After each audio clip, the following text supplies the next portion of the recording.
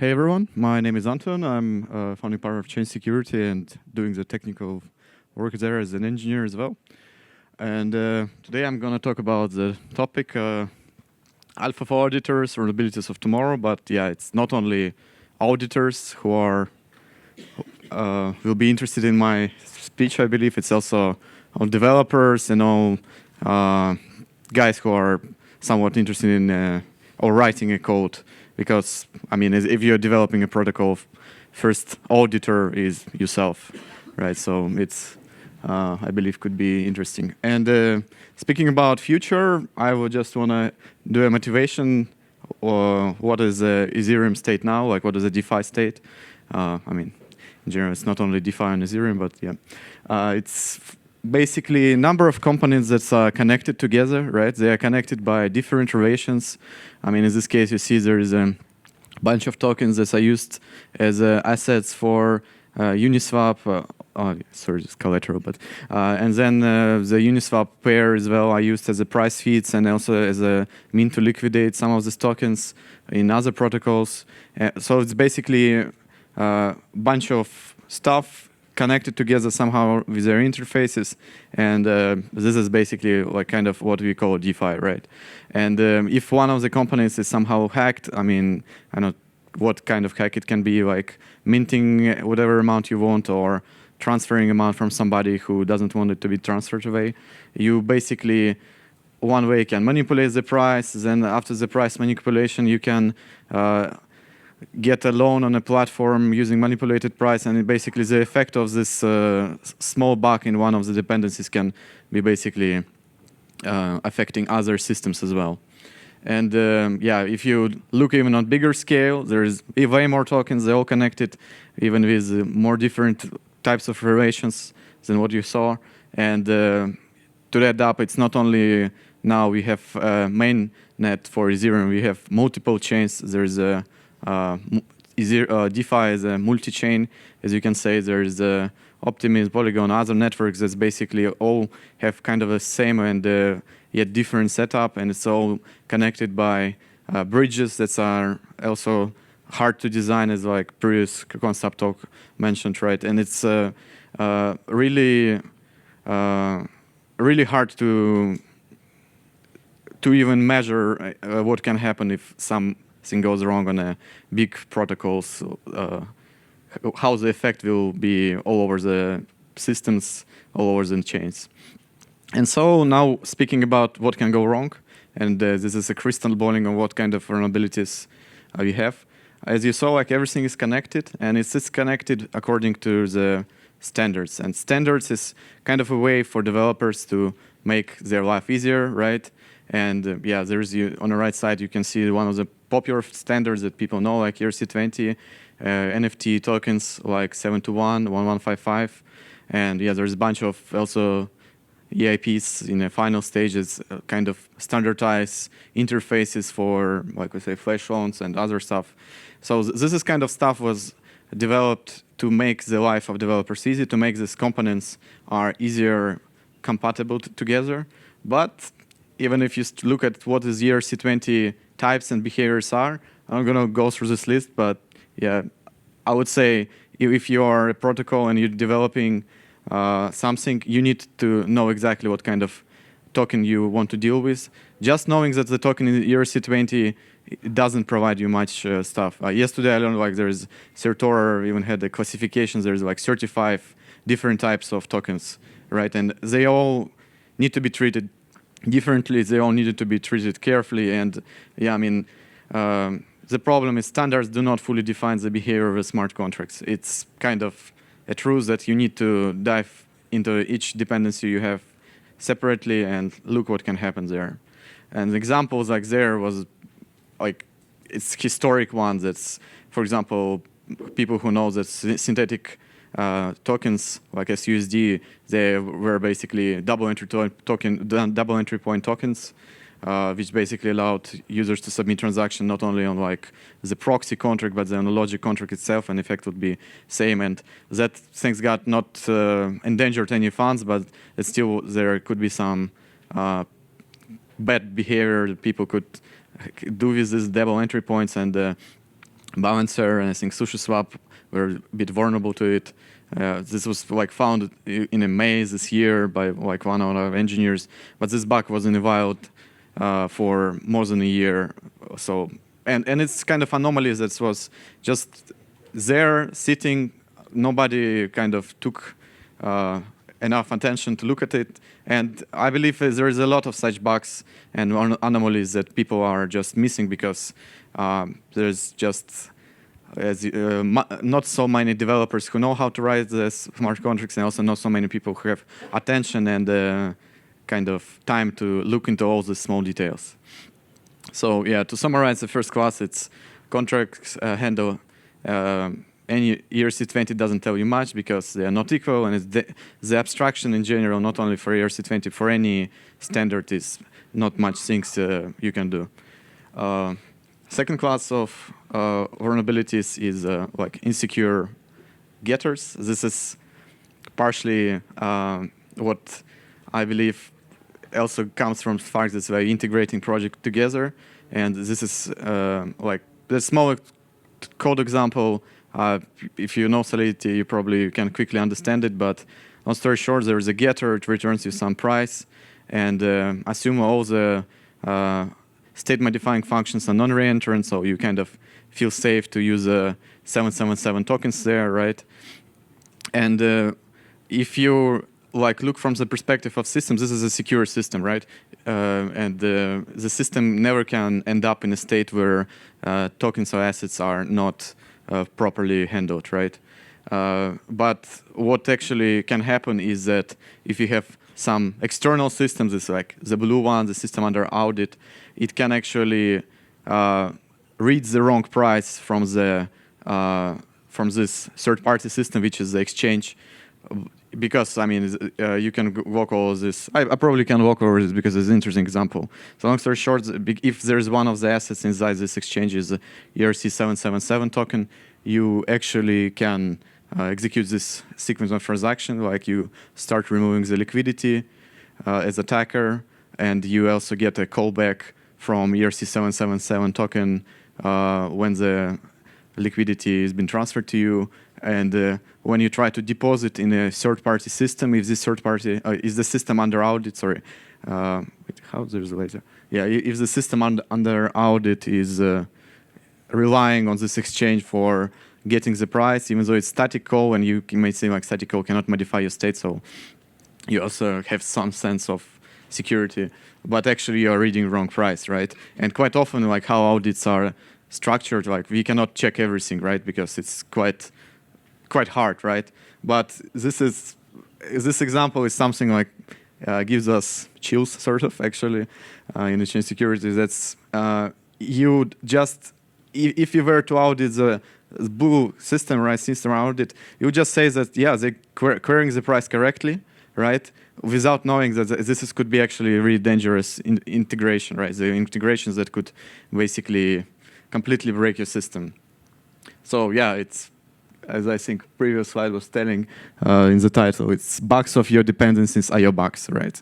So you are sadly rely on the any security of any underlying components, right? So fortunately, audits, the way they are handled now, are not covering in the scope such external systems, just because this is so time-consuming. This is like multiple levels of complexity you need to go down to.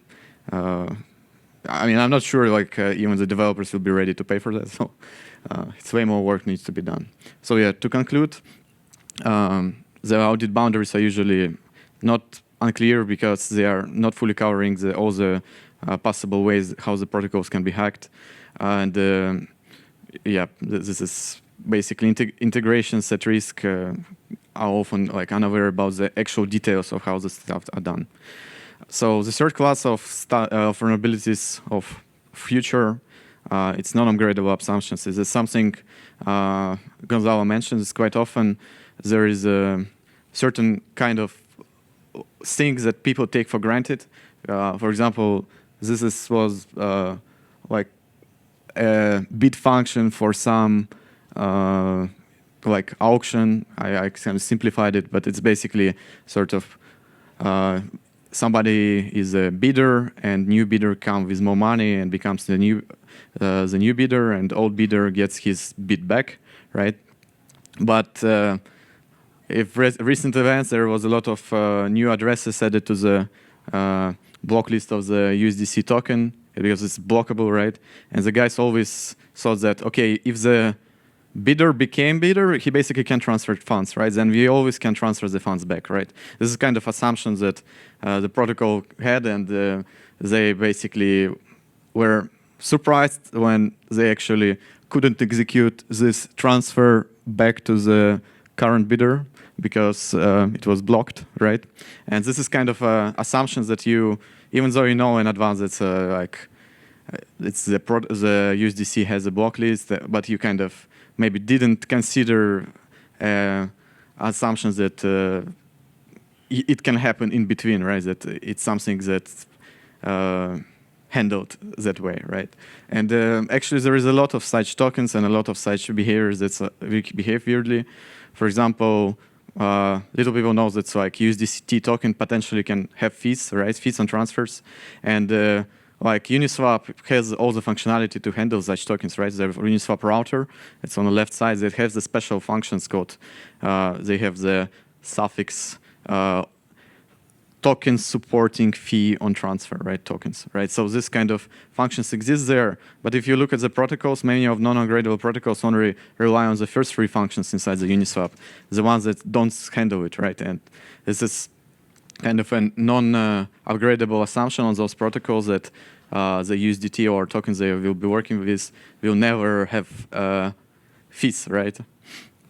And there's a bunch of other similar assumptions exist in the wild. I'm going to probably go over this list because it's always quite fun. And it's something that we usually see in our code of our clients, and that is the assumption for them. They say that they are okay with it, and as auditors, I mean, we are not somebody who tells you like that is like if this is kind of a decision that you are aware about. I mean, we're not gonna argue with you a lot, right? It's your risk. You just need to understand it, and we of course write it in our reports, but it's up to you how to act on it, right?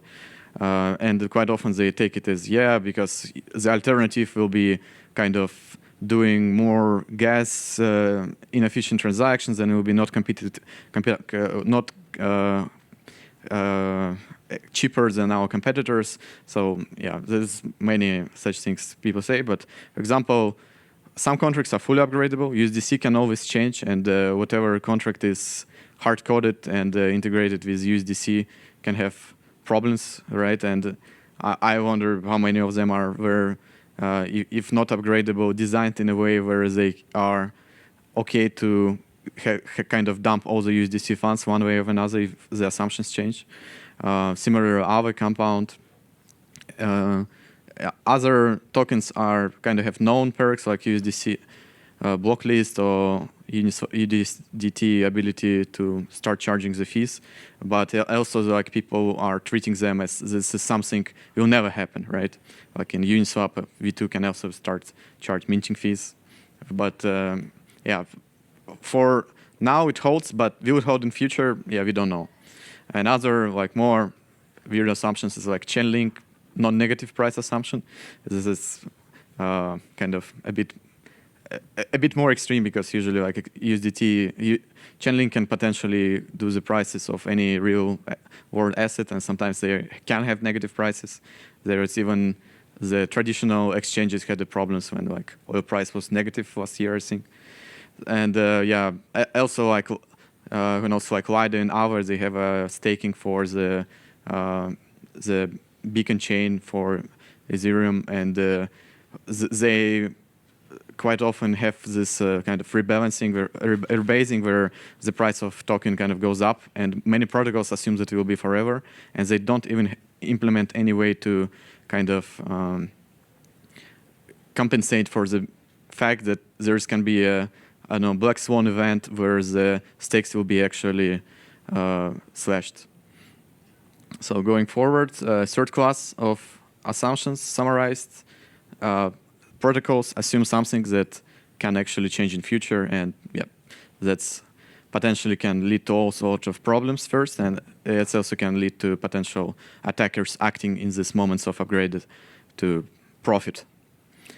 First class of vulnerabilities is the protocol upgrades. This is similar to the previous one, but this is something that's way serious on other level because it affects everyone. And now there is a lot of contracts. All contracts have different, right, assumptions about the gas prices, about the potential, I don't know, features. Do they rely on a self-destruct opcode to always remove the bytecode, right? Because this is potential, like there is like, for example, suggested potential remove changes in the second list is self-destruct can no longer destroy the bytecode, right? Just because it's actually causes a lot of problems. EVM gas cost changes. I'll go a bit later about it in deep.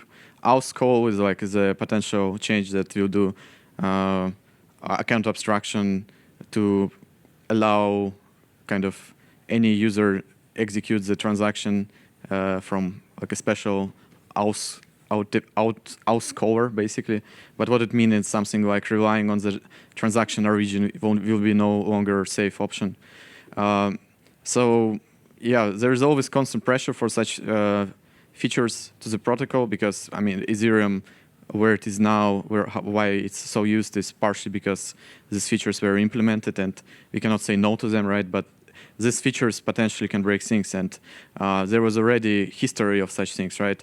There was an Instable hard fork that repriced certain opcodes, and there was basically some problems because of it that were discovered prior to the actual deployment of the hard fork. There was also worst example is Constantinople hard fork, worse because it's happened basically the day before, I think, or it was basically really close to the actual hard fork and had to be delayed. And I think because of that, even like Ethereum total market price, like or total value locked, dropped by like 1 billion. So is this kind of protocol updates was actually happening. In this particular Constantinople hard fork, I think some protocols were really affected because the reentrancy was like not something they wanted. I think it was Aragon contracts. I'm not sure. But yeah, history shows this actually happened, and in future we only can crystal ball what will happen again. To summarize, its underlying protocol changes can really lead to new kind of vulnerabilities, and just because of how many smart contracts we deployed at this point, it's so hard to for any new change that is proposed to the Ethereum protocol to estimate what will be the consequences. And yeah, to conclude, the complexity of DeFi systems is enormous. There is anomalies that remain observed because of we lack the attention, right? There's not enough attention to go through all of the problems. Standards that we kind of come up with and trying to integrate with are quite informal, and they are ambiguous. Sorry, ambiguous. It's not something we can use as a good foundation, in my opinion. There's probably need to be some sort of formalization or some sort of stricter defined behavior to actually know what ERC20s are, how each ERC20 behave, for example. Yeah, audits are the kind of status quo what most of the protocols are using for establishing the security, but the way the scope is structured is a bit unclear. There is complex vulnerabilities that can come from like relying even on getters that usually is out of scope for most of the audits. Dependencies also can change with time. Assumptions do not hold. I mean, yeah, to summarize, whatever assumption you come up with when you're doing a code, you can almost always be sure that at some point it will change.